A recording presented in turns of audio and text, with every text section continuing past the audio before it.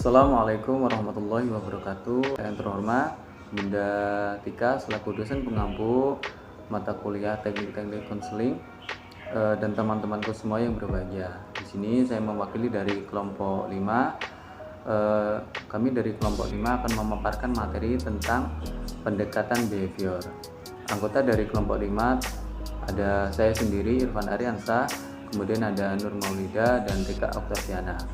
Baiklah, langsung saja tanpa berlama-lama. Di sini materi yang pertama akan saya sampaikan, kemudian nanti kedua akan dilanjutkan oleh Nur Maulida dan yang ketiga akan dilanjutkan oleh Rika Oktaviana. Baiklah, yang pertama di sini saya akan menyampaikan memaparkan materi mengenai pendekatan ini, pandangan tentang manusia. Jadi terapi perilaku ini didasarkan pada pandangan ilmiah tentang perilaku manusia atau yang menyingkirkan pendekatan konseling yang sistematis dan terstruktur. Pandangan ini tidak bersandar pada asumsi deterministik bahwa manusia hanyalah produk dari pengkondisian sosiokultural mereka. Sebaliknya, pandangan ini adalah bahwa orang itu adalah produsen dan produk dari lingkungannya. Kecenderungan saat ini dalam terapi perilaku adalah menuju pengembangan prosedur yang benar-benar memberikan kontrol kepada klien dan dengan demikian meningkatkan jangkauan kebebasan mereka. Terapi perilaku bertujuan untuk meningkatkan keterampilan orang sehingga mereka memiliki lebih banyak pilihan untuk merespon. Dengan mengatasi perilaku melemahkan yang membatasi pilihan, orang lebih bebas untuk memilih dari kemungkinan yang tidak tersedia sebelumnya, meningkatkan kebebasan individu. Kemudian ada konsep dasar dari pendekatan ini. Jadi behavioris adalah aliran dari psikologi yang didirikan oleh John W. Watson pada tahun 1913 dan digerakkan oleh Bruce Frederick Skinner. Behaviorism lahir sebagai reaksi atas psikoanalisis yang berbicara tentang alam bawah yang tidak tampak. Behaviorism ingin menganalisis bahwa perilaku yang tampak saja tidak yang dapat diukur, dilukiskan dan diramalkan. Terapi ini lebih mengkonsentrasikan pada modifikasi tindakan dan berfokus pada perilaku saat ini daripada masa lampau. Belakangan kaum behavioris lebih dikenal dengan teori belajar karena menurut mereka seluruh perilaku manusia adalah hasil belajar. Belajar artinya perubahan perilaku organisme sebagai pengaruh lingkungan. Dilihat dari sejarahnya, konseling behavior tidak dapat dipisahkan dengan riset-riset perilaku pada binatang sebagaimana yang dilakukan Ivan Pavlov dengan teorinya classical conditioning. Kemudian Skinner juga mengembangkan teori belajar operan. Kepedulian utama dari Skinner adalah mengenal perubahan tingkah laku.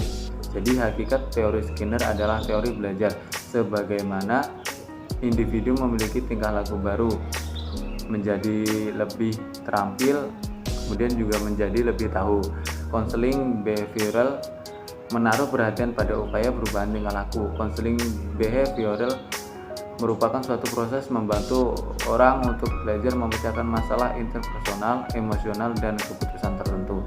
Terapi ini adalah penerapan aneka ragam teknik dan prosedur yang berakar pada berbagai teori tentang belajar. Secara umum, teori ini adalah pendekatan penerapan aneka ragam teknik dan prosedur yang berlandaskan pada berbagai teori tentang belajar dalam usaha melakukan pengubahan tingkah laku. Dalam penyelesaian masalah, kondisi masalah harus dispesifikkan. Saat ini, bentuk pendekatan ini banyak digunakan karena penekanannya pada perubahan tingkah laku, di mana tingkah laku tersebut bisa didefinisikan secara operasional, diamati, dan diukur. Tujuan konseling. Tujuan umum dari terapi perilaku adalah untuk meningkatkan pilihan pribadi dan menciptakan kondisi baru untuk belajar. Klien dengan bantuan terapis mendefinisikan spesifik tujuan pengobatan pada awal proses terapeutik. Konselor dan klien mendiskusikan perilaku yang terkait dengan tujuan, keadaan yang diperlukan untuk perubahan, sifat bawahan, dan rencana tindakan untuk mencapai tujuan ini. Proses penentuan tujuan terapeutik ini memerlukan negosiasi antara klien dan konselor. yang menghasilkan kontrak yang memandu jalannya terapi, terapis, perilaku, dan klien mengubah tujuan selama proses terapeutik sesuai kebutuhan. D. Peran dan fungsi konselor. Peran dan fungsi yaitu melakukan penilaian fungsional menyeluruh atau analisis perilaku untuk mengidentifikasi kondisi pemeliharaan dengan sistematis, mengumpulkan dalam informasi tentang anteseden situasional, dimensi perilaku, masalah dan konsekuensi dalam masalah ini dikenal sebagai ABC, yang membahas tentang anteseden, perilaku, dan konsekuensi. Tahap-tahap konseling. Menurut Komalasari 2011, konseling behavior memiliki 4 tahap, yaitu melakukan asesmen, menentukan tujuan goal setting, mengimplementasikan teknik, evaluasi, dan mengakhiri konseling. Sedangkan menurut Krumbolz dan Becker dalam Munandir 1996, langkah-langkah yang ditempuh dalam konseling behavior adalah: yang pertama, mendefinisikan masalah dan tujuan konseling; yang kedua, bersama-sama sepakat untuk mencapai tujuan konseling; yang ketiga, menghasilkan pemecahan masalah alternatif; yang keempat, mengkaji konsekuensi alternatif; yang kelima, menilai kembali alternatif dan konsekuensi; yang keenam, mengambil keputusan; yang ketujuh, mengeneralisasi proses pengambilan keputusan terhadap problem baru. Selanjutnya, teknik-teknik konseling. Dalam terapi tingkah laku, teknik-teknik spesifik yang beragam biasa digunakan secara sistematis dan hasilnya bisa dievaluasi.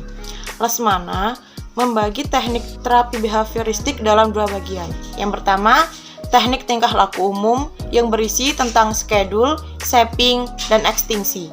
Yang kedua, teknik-teknik spesifik yang berisi tentang desensitisasi sistematik, latihan asertif, terapi aversi, pengkondisian operan, penguatan positif, pencontohan, dan token ekonomi.